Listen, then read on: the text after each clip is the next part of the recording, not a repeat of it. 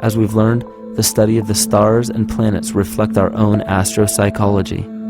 The shamans would perform rituals on astrological dates that would correlate with a circadian rhythm or a psychological cycle.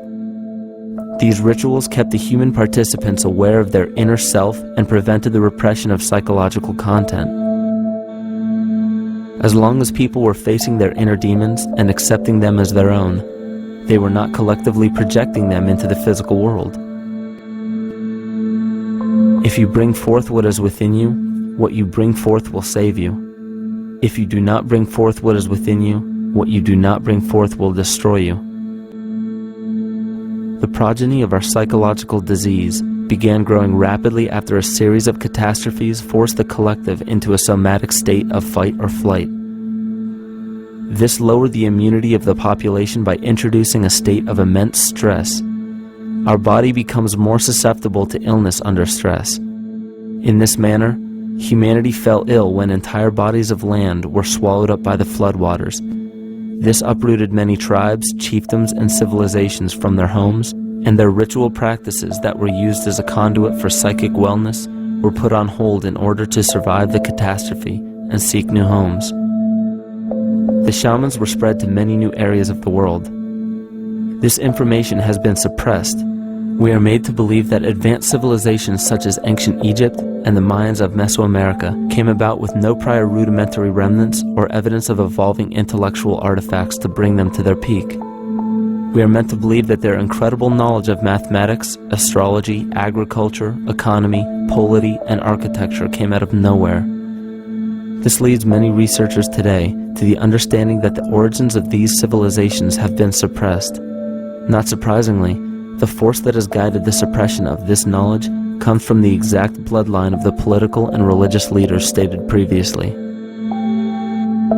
These are some of the notable book burnings and suppression of important texts in our history.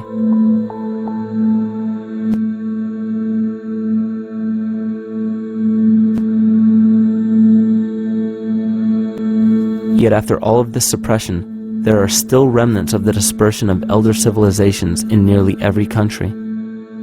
There is tremendous evidence of ancient cultures visiting North America long before the conventional belief of European colonization.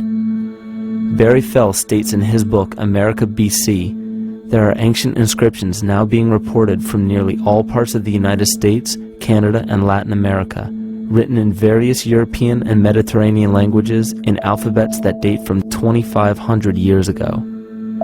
William Commonus Beaumont wrote, "The Toltec and Maya civilizations never originated on American soil, but appeared there full-blown, with a well-defined art and system of hieroglyphic writing which possesses affinities with Egyptian. It is found that there are thousands of prehistoric sites across New England and several other northern states showing inscriptions, carvings, and mounds created by Druidic mariners as far back as 800 BC. To suppress this information further, it was not only imperative for the bloodline to burn the documented texts containing true historical information, but to wipe out the cultures that derived from these ancient shamans. The most devastating genocide ever endured was and still is the annihilation of shamanic tribes. We've lost our traditional roots and don't know about ritual. The dragon dances and the ghost dances of the Native American Indians, what do you think that was all about? All the shamans of the world, when they do their rituals, they're doing that. Their work, harmonically through dances, is to strengthen the immune system of the earth. But they've been all murdered. So that was why in the 17th century, exactly the same period I'm talking about, there was an all-out agenda that when you come across indigenous people, you annihilate them. Columbus was sent on his expedition along with agents of the crown to disrupt the lives of the natives and seize mineral resources. He visited every island in the Caribbean, depleting the gold and taking as many slaves of the native Taino tribe as possible. 5 million natives were murdered within 3 years, according to Leah Trabeck.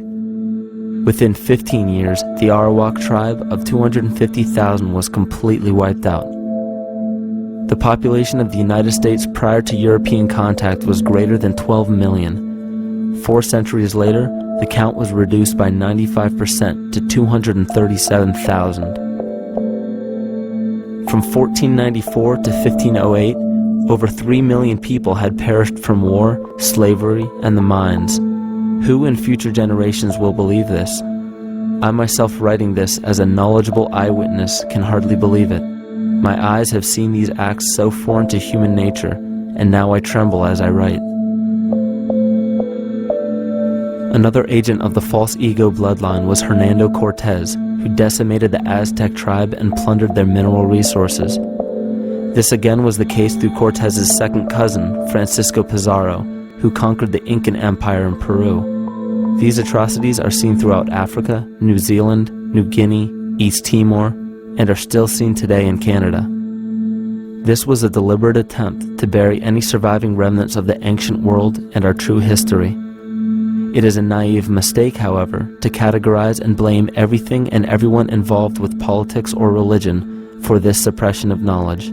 It is only natural for people to crave spiritual understanding when there are so many manufactured missing links and perversions in the spiritual text today. And due to this void of spiritual wisdom, honest and moral people who are simply trying to understand their place in this world become the prime consumer market for those who wish to exploit this vulnerability.